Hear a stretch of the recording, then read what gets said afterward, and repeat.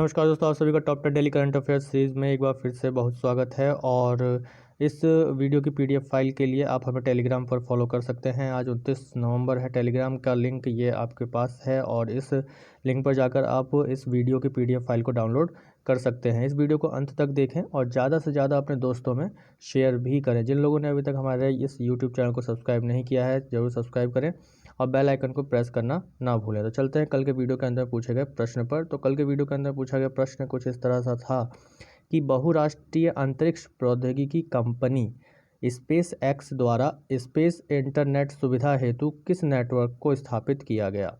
Options थे space link network, star link network, hyperlink network, orbital network. तो इसका answer होगा space link network. Space link network को space x द्वारा space में इंटरनेट सुविधा को प्रदान करने के लिए स्थापित किया गया और यह मुख्य रूप से अमेरिका की निजी कंपनी है स्पेस एक्स।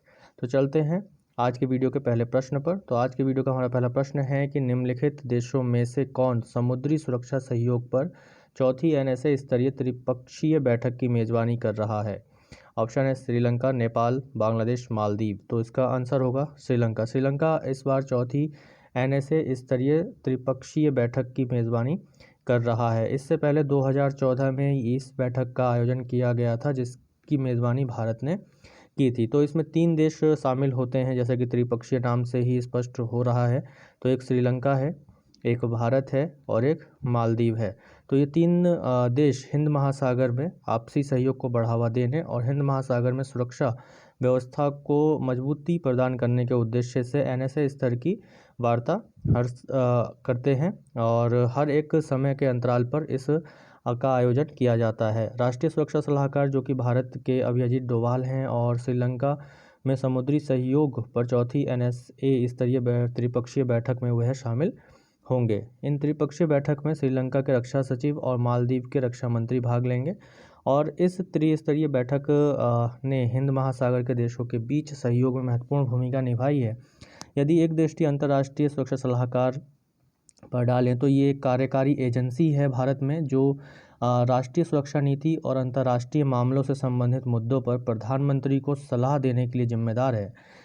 एक एनएसए का जो पद होता है वो कैबिनेट मंत्री के पद के बराबर होता है और वर्तमान में अजीत डोभाल जो कि भारत के राष्ट्रीय सुरक्षा सलाहकार हैं एनएसए हैं। तो चलते हैं अगले प्रश्न पर। अगला प्रश्न है हमारा कि निम्नलिखित में से किसने पूर्ण रूप से डिजिटल मानव संसाधन प्रबंधन प्रणाली शुरू की है। मानव संसाधन प्रबंधन प्रणाली शुरू की है, ह्यूमन रिसोर्स मैनेजमेंट सिस्टम को शुरू किया है। ऑप्शन है भारतीय रेलवे, वित्त विभाग, नीति आयोग, परमाणु विभाग। तो इसका उत्तर होगा भारतीय रेलवे। तो अभी तक जिन लोगों ने हमारे चैनल को सब्सक्राइब नहीं किया सब्सक्राइब करें और ज़्यादा से ज़्यादा अपने दोस्तों में शेयर भी करें। तो भारतीय रेलवे ने पूर्ण रूप से डिजिटल ऑनलाइन मानव संसाधन प्रबंधन प्रणाली की शुरुआत की है और इस ऑनलाइन प्रणाली से रेलवे की जो क्षमता है, दक्षता है और उत्पादकता है, प्रोडक्टिविटी है, उसमें सुधार होगा और इसका लाभ रेलवे कर्मचारियों को मिलेगा और रेलवे कर्मचारियों का डाटा सुरक्षित रखने के संबंध में इसकी शुरुआत की गई है और ये पूर्णतः स्वचालित है, ऑटोमेटिक है। रेलवे बोर्ड के वर्तमान अध्यक्ष और सीईओ विनोद कुमार हैं जिन्होंने इस प्रणाली की शुरुआत की है। भारतीय रेल नेटवर्क आकार में दुनिया का चौथा सबसे बड़ा रेल नेटवर्क है। ये 18 जोन और 70 डिवीजनों में बटा हुआ है। चलते हैं अगले प्रश्न पर। अगला प्रश्न है हमारा कि हाल ही में जारी फीफा की रैंकिंग में भारत को कौन सा स्थान प्राप्त हुआ है। भारतीय जो फुटबॉल टीम है उसको कौन सा स्थान प्राप्त हुआ है। ऑप्शन है 104, 106, 108, 110। तो इसका आंसर होगा 104। तो इंडियन नेशनल टीम फीफा की नवीनतम रैंकिंग में 104वें स्थान पर पहुंच गई है। वैश्विक परिदृश्य पर देखें तो पहली 6 स्थान पर आने वाली जो टीमें हैं उसमें सबसे पहले स्थान पर बेल्जियम है और उसके बाद फ्रांस है, फिर ब्राज़ील है, इंग्लैंड है, पुर्तगाल है, स्पेन है। ये शुरुआती 6 फुटबॉल टीमें हैं जिनका स्थान टॉप 6 में है और उसके बाद 7वें स्थान पर अर्जेंटीना है, फिर उरुग्वे 8वें स्थान पर है। इसके बाद मैक्सिको और इटली का स्थान आता है और ये कुल मिला के टॉप 10 में आने वाले सभी देश हैं और भारत को जो स्थान मिला है वो 104वां स्थान मिला है जो कि अभी कुछ समय पहले तक जो स्थान था वो 109 था और 109 से भारत ने अपनी रैंकिंग में सुधार करते हुए 104 व पायदान प्राप्त किया है। फीफा के अध्यक्ष गियानी इन्फेंटिनो हैं और इसकी स्थापना 21 मई 1904 को हुई। मुख्यालय कहाँ है? ज्यूरिख स्विट्ज़रलैंड है। ज्यूरिख स्विट्ज़रलैंड दुनिया के सबसे महंगे शहरों में से एक है। अभी हाल ही में जो रिपोर्ट आई उसमें सबसे महंगे शहरों में से एक है ज्यूरिख स्विट्ज़रलैंड का। तो चलते हैं अगले प्रश्न पर। अगला प्रश्न है हमारा कि री इन्वेस्ट 2020 एक निवेश बैठक जो हाल ही में खबरों में देखी गई है, किस केंद्रीय मंत्रालय द्वारा आयोजित की जा रही है? किस केंद्रीय मंत्रालय द्वारा आयोजित की जा रही है? ऑप्शन है नवीन और नवीकरणीय ऊर्जा मंत्रालय, शिक्षा मंत्रालय, ऊर्जा मंत्रालय या इनमें से कोई नहीं। तो इसका आंसर होगा नवीन और नवीकरणीय ऊर्जा मंत्रालय।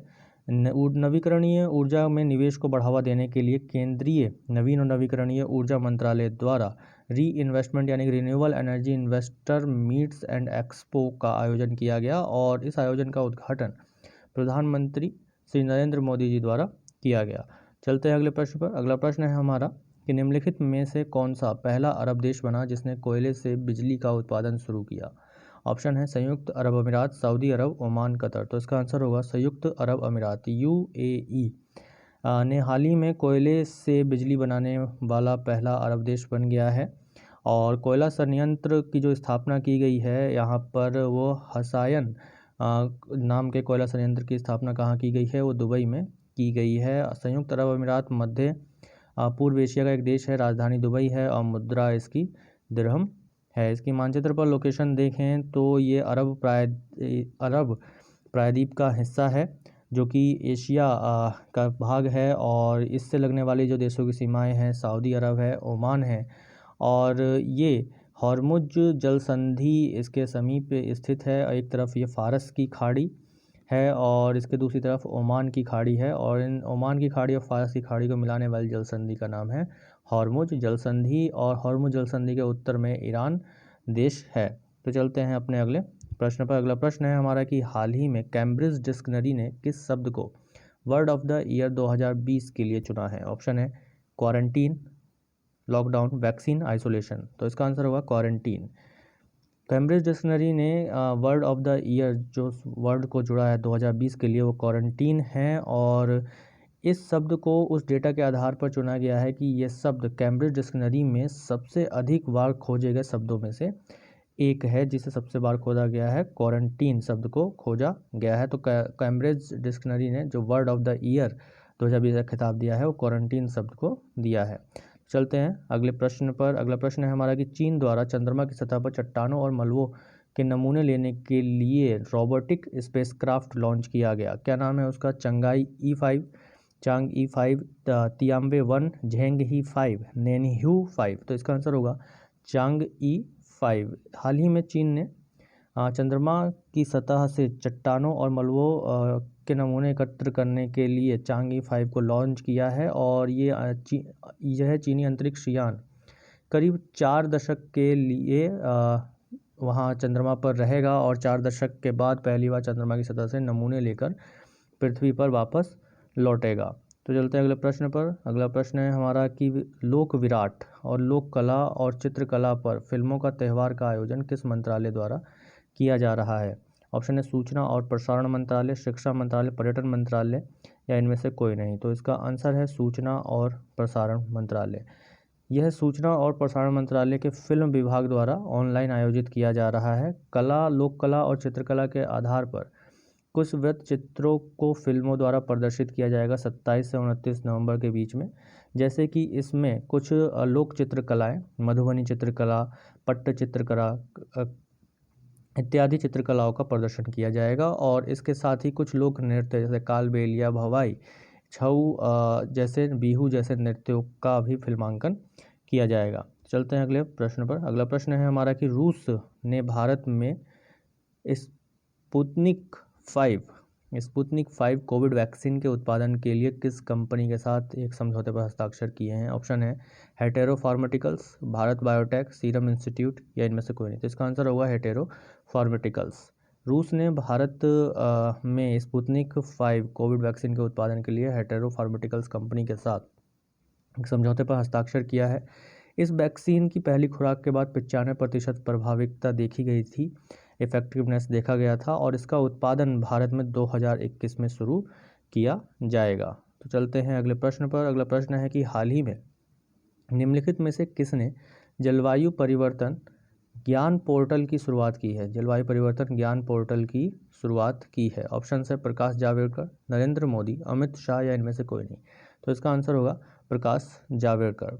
पर्यावरण, वन एवं जलवायु मंत्री प्रकाश जावड़ेकर द्वारा भारत जलवायु परिवर्तन ज्ञान को शुरू किया गया, ज्ञान पोर्टल को शुरू किया गया और भारत जलवायु परिवर्तन ज्ञान पोर्टल जलवायु परिवर्तन के मुद्दों के समाधानों के लिए और राष्ट्रीय और अंतर्राष्ट्रीय दोनों स्तरों पर सरकार के कदमों के बारे में जानकारी प्रदान करने के लिए एक पोर्टल के रूप में कार्य करेगा।